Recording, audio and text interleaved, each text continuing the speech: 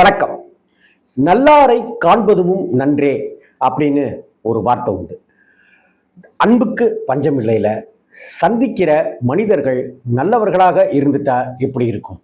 தவிர நல்லவர்களோ கெட்டவர்களோ ஒருத்தர்கிட்ட நல்ல குணமும் இருக்கும், கெட்ட குணமும் இருக்கும். அப்ப அந்த நல்ல குணத்தை மட்டும் எடுத்துக்கிறது, ஒரு அன்னப்பறவை எப்படி பாலை மட்டும் எடுத்துக்குது, அது மாதிரி எடுத்துக்கிறதெல்லாம் எப்படி இருக்கும்? இந்த வாழ்க்கையில, இந்த பிரபஞ்சத்துல, இந்த உலகத்துல நல்லவர்களும் இருக்கிறாங்க, நல்லவர்களுக்குள்ளாரியே கெட்டவங்களும் இருக்கிறாங்க. அவங்கள நாம அவங்களுடைய நல்ல விஷயங்களை மட்டும் எடுத்துக்கணும் அப்படிங்கிறது தான் நான் இங்க சொல்ல வர விஷயம். மற்றபடி அன்புக்கு பஞ்சம் இல்லைல. என் வாழ்க்கையில நான் சந்தித்த ஒரு மனிதரை சொல்லணும்னு ஆசைப்படுறேன். பத்திரிகையில தான் வேலை பார்க்கணும் அப்படின்னு இருந்துட்டு இருந்த நான் ஒரு சினிமா தியேட்டர்ல வேலை பார்க்குறேன். அப்புறம் சூர்யா டியூப் அண்ட் பல்பு அப்படிங்கிற ஒரு பல்பு சேல்ஸுக்கு அந்த ட்ரை சைக்கிளில் ஒரு பையன் வருவான். அவன் கூட நான் சைக்கிளை ஓட்டிகிட்டே போய் பல்பெல்லாம் ஆர்டர்லாம் புக் பண்ணிட்டு சேல்ஸ் பண்ணணும். சும்மா இதெல்லாம் பண்ணிட்டு இருந்தேன். இதை தவிர்த்து காலங்காலத்தால் 4 மணிக்கு வீட்டிலேருந்து எழுந்திரிச்சு 5:30 மணிக்கு ஸ்டேஷனுக்கு திருச்சி ஜங்ஷன் ரயில்வே ஸ்டேஷனுக்கு வந்தாக்க அப்படியே மணக்க மணக்க புஸ்தகங்கள், வார பத்திரிகைகள் வந்திருக்கும், விகடன் வந்திருக்கும், குங்குமம் வந்திருக்கும், வண்ணத்திரை வந்திருக்கும், குமுதம் வந்திருக்கும். இந்த புஸ்தகத்தெல்லாம் பொன்மலை ஏரியாவுக்கு சப்ளை பண்ணிட்டு சாயந்தரம் திரும்ப வரும்போது ரிட்டர்னோ கலெக்ஷனோ அப்படி வாங்கிட்டு வந்து கொடுக்குற வேலையையும் பண்ணியிருக்கேன். இது அடுத்த கட்டமா தினபூமி அப்படிங்கிற பத்திரிகையில 35-36 வருஷத்துக்கு முன்னாடி நான் வேலைக்கு சேர்ந்தேன். எனக்கு பத்திரிகையில வேலைக்கு சேர்ந்துடணும், அவ்வளவுதான். நான் உதவி ஆசிரியரா இருக்கணும், ரிப்போர்ட்டரா இருக்கணும் அப்படிங்கிறதெல்லாம் இல்லை. பத்திரிகைக்குள்ளார வேலைக்கு சேர்ந்துடணும் அப்படிங்கிறது தான் என்னுடைய அறிவு யோசிச்சுட்டே இருந்துச்சு. அப்ப தினபூமி பத்திரிகையில நான் இன்டர்வியூக்கு இத்தனாம் தேதி வாங்கன்னு சொல்றாங்க. அப்படி போகும்போது அங்க ஒருத்தர், அவர் என் வாழ்க்கையில தெய்வம்.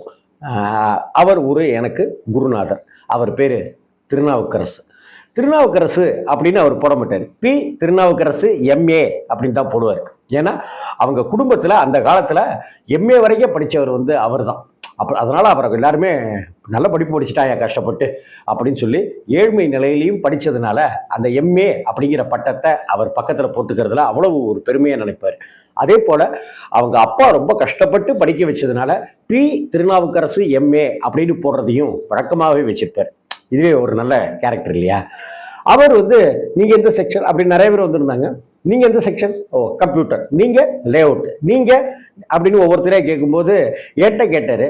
நீங்க அப்படின்னாரு. எந்த வேலையா இருந்தாலும் அப்படின்னு நான் சொன்னேன். ஒருவேளை அன்னைக்கு தினபூமி அலுவலகத்துல கழிவறைகளை சுத்தம் பண்ற வேலை தான் உங்களுக்கு அப்படின்னு சொல்லியிருந்தாலும் கூட நான் சும்மா ஒரு இதுக்காகலாம் சொல்லலை, பாவலாவுக்காக நிச்சயமா அந்த வேலையை நான் செஞ்சிருப்பேன்.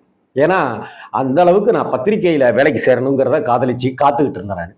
அப்போ உடனே ப்ரூஃப் செக்ஷனுக்கு ஆள் வரலன்ட்டு ப்ரூஃப் அப்படின்னு போட்டு என்னை ப்ரூஃப் செக்ஷன்ல வேலைக்கு சேர்த்துட்டேன். அடுத்த ஒரு வாரத்தில் கடிதம் வந்துருச்சு. அதற்கு அடுத்த 10 நாள் கழிச்சு வேலைக்கு ஜாயின் பண்ணுறேன்.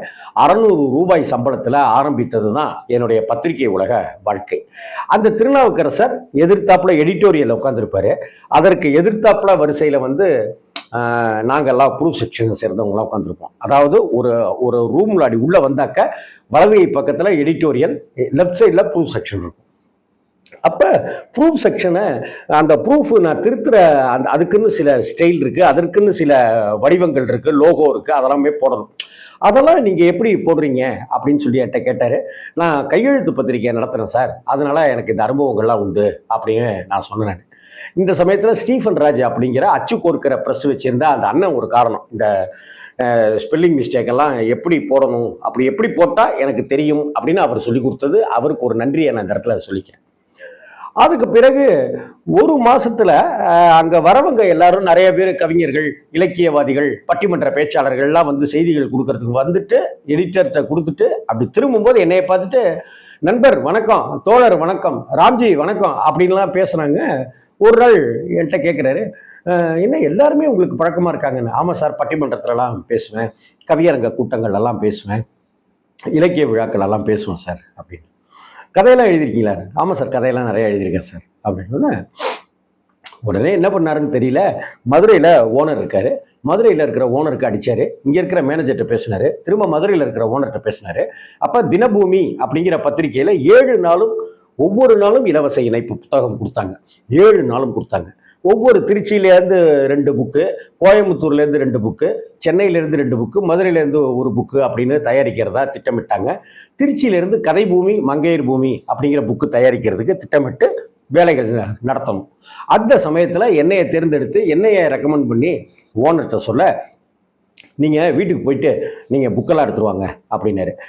திருச்சியில் தென்னூரில் இருக்கிற தினபூமி அலுவலகத்துக்கும் எங்கள் வீட்டுக்கும் கிட்டத்தட்ட 7-8 கிலோமீட்டர். நான் தென்னூர்லேருந்து மரக்கரை வரைக்கும் ஒரு பஸ்ஸில் வந்துட்டு அங்கேருந்து நான் எங்கள் வீட்டுக்கு ஒரு பஸ்ஸில் ஏறி நான் வரணும் பொன்மலை மேலாம்பியாபுரத்துக்கு. அப்போ நான் நாளைக்கு எடுத்துகிட்டு வரட்டுமா சார் அப்படின்னு நான் கேட்டேன். ஏன் வண்டி இல்லையா உங்கள்கிட்ட? வண்டி இல்லை சார் அப்படின்னா. டக்குன்னு வண்டி சாவி எடுத்து டிவிஎஸ் சாப் சிகப்பு கலர் வண்டி, அந்த வண்டியை கொடுத்து நீங்கள் போயிட்டு உடனே போயிட்டு எடுத்துருவாங்க அப்படின்னாரு. நான் போனேன். என்னை நிப்பாட்டி, பெட்ரோலுக்கு காசு இருக்கா அப்படின்னாரு. சார் இருக்கு சார் அப்படின்னு. இல்லை தாங்க வச்சுங்க அப்படின்னு சொல்லிட்டு பெட்ரோலுக்கு காசும் கொடுத்தாரு. நான் வீட்டுக்கு போய் எதை எடுக்கிறது எதை விடுறதுன்னு தெரியாமல் நான் குங்குமத்தில், கல்கியில், ஆனந்த விகடனில், குமுதத்தில், சாவியில், இதயம் பேசுகிறதுலன்ட்டு நான் எதெல்லாம் எழுதணும், எதெல்லாம் என் கவிதை வந்திருக்கோ கதை வந்திருக்கோ அதை எல்லாத்தையும் எடுத்துக்கிட்டு ஒரு பெரிய கட்டப்பை மாதிரி அப்போ ஒரு பெரிய 2 பையில எடுத்துக்கிட்டு போய் அவர்கிட்ட கொடுக்குற. மிரண்டு போயிட்டார் அவரும் மேனேஜரும்.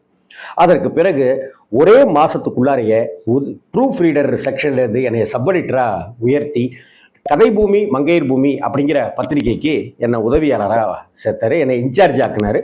உதவி ஆசிரியர் அப்படிங்கிற பொறுப்பையும் கொடுத்தாரு.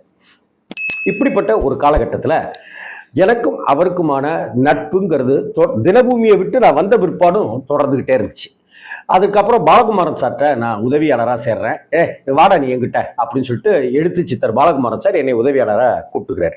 அதற்கு பிறகு நான் சொந்தமாக பத்திரிகை நடத்தி மெட்ராஸில் அலுவலகம் போட்டு 6 பேரை வேலைக்கு வச்சிருந்து மிகப்பெரிய அளவுக்கு நஷ்டமாகி நிறைய பேர் எனக்கு பணம் தர வேண்டியது இருக்கு.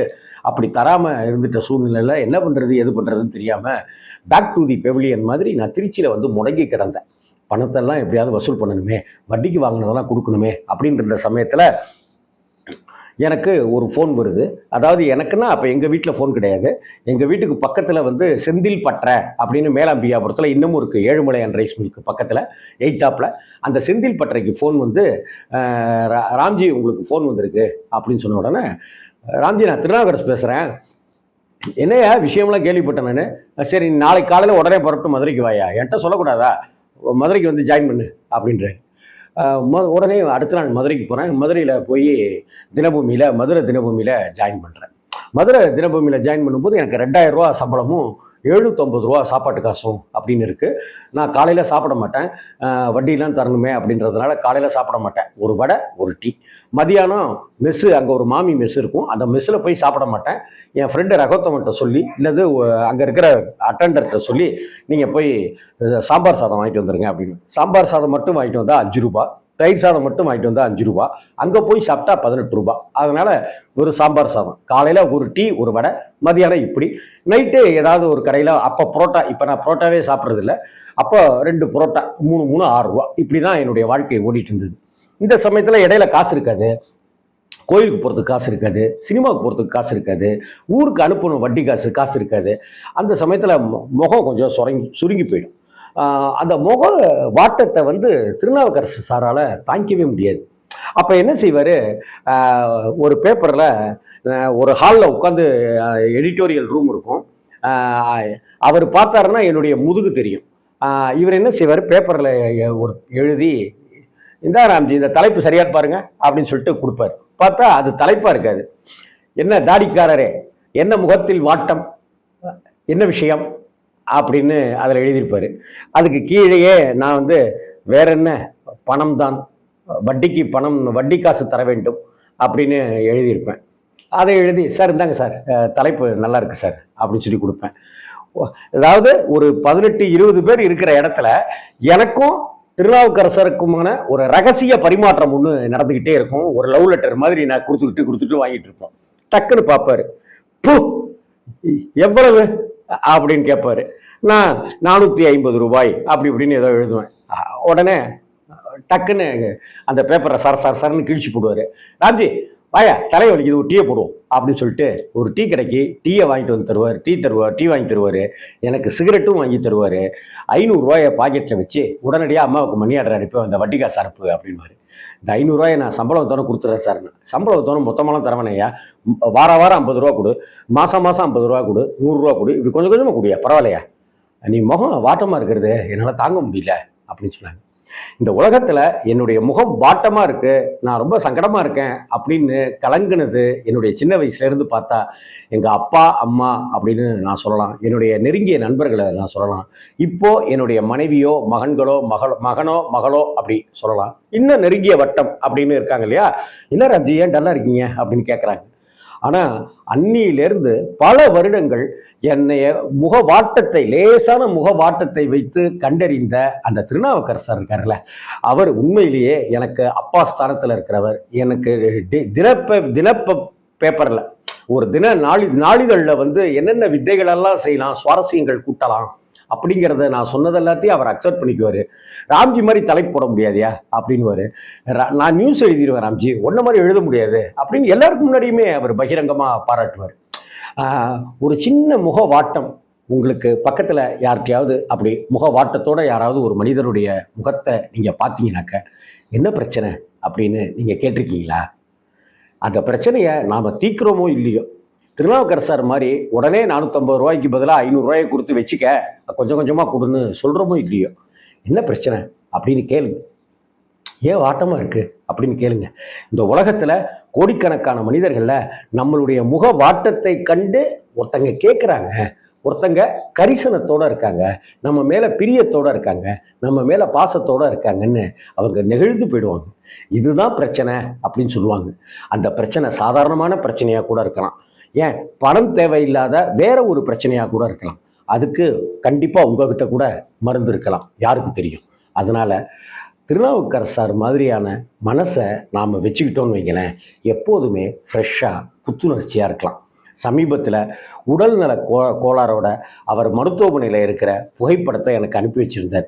அப்படி எனக்கு அனுப்பி வச்ச அடுத்த 1/4 மணி நேரத்துக்குள்ளார எனக்கு 500 ரூபா எனக்கு ஜிபே பண்ணியிருந்தார்.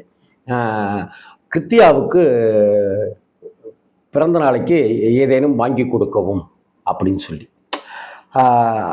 மருத்துவமனையில் உடல் நலம் குன்றி இருக்கிற, ஆப்ரேஷன் செய்திருக்கிற அந்த தருணத்தில் கூட நான் எழுதிய போஸ்ட்டை பார்த்துட்டு எனக்கு உடனடியாக ஜிபே பண்ணி 500 ரூபாயை அனுப்பிச்சு நீ ஏதாவது வாங்கி கொடு ராம்ஜி அப்படின்னு சொன்னேன்.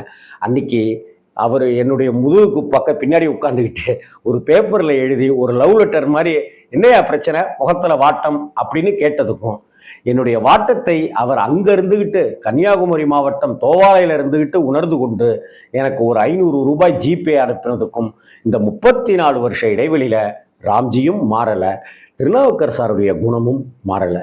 இந்த உலகத்தில் அன்புக்கும் பஞ்சமே இல்லை. உங்கள்கிட்டையும் அப்படியான ஒரு மருந்து இருக்கும்.